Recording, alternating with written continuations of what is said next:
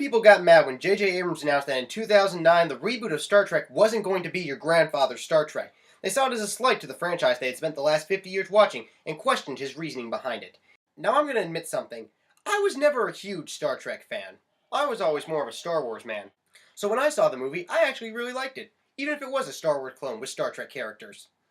Now, Star Trek Into Darkness comes along with a huge burden of having to justify the existence of the new Star Trek timeline while also serving as a demo reel for Abrams' Star Wars Episode 7. This movie has been promised as both a bigger and a darker movie than its predecessor, mostly due to the rumors flying around that Benedict Cumberbatch's character is either working for or is Khan, known from one of the best episodes of the original series, and more importantly, Khan! That being said, this desire to bring up analogies to the best of the Star Trek movies does not grant Into Darkness any favors. In fact, the best way this movie should be seen is if you don't know much about Star Trek, so you can pretend it's just a standard sci-fi action adventure as opposed to thinking how much worse it was than Wrath of Khan. That doesn't mean it's bad, but it could have been a lot better if it didn't decide it wanted to throw in references for the sake of referencing better plots from other Star Trek stories. Basically, it's a serviceable movie that's only hurt by its connection to Star Trek. And that's all I can really say before I venture into spoilers, so if you really do care about not having this movie spoiled for you, you should stop watching now.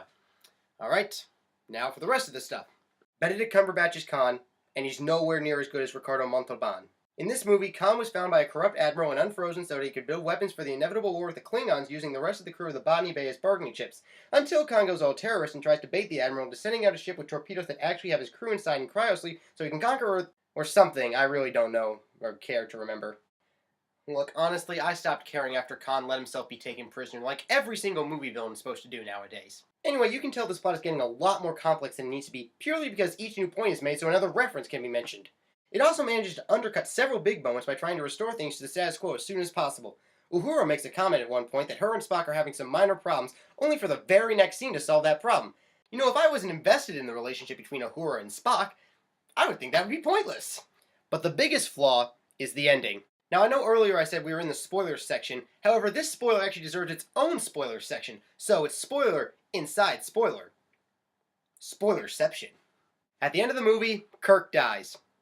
And he dies in the exact same way Spock died in Wrath of Khan. And he and Spock talk to each other through the glass, like in Wrath of Khan.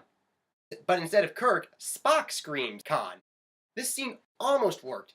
It only lacks the resonance of the original because there wasn't 20 years of history behind the relationship between Kirk and Spock like there was to the original series.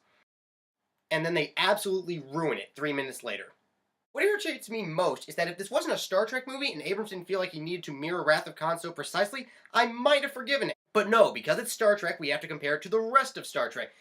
I know that's not a great argument, but sometimes you actually do have to compare these things. If the franchise is going to continue like this, they should just drop the Star Trek moniker and call it generic sci-fi adventure, with characters that kind of resemble archetypes that you may have seen somewhere else. It's really funny, but in places outside the US, they tried to market this not as a Star Trek movie, but as a standard space adventure sci-fi movie, and I kept on thinking, but the movie should have adopted this strategy as well.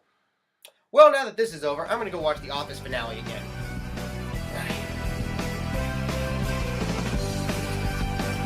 See ya.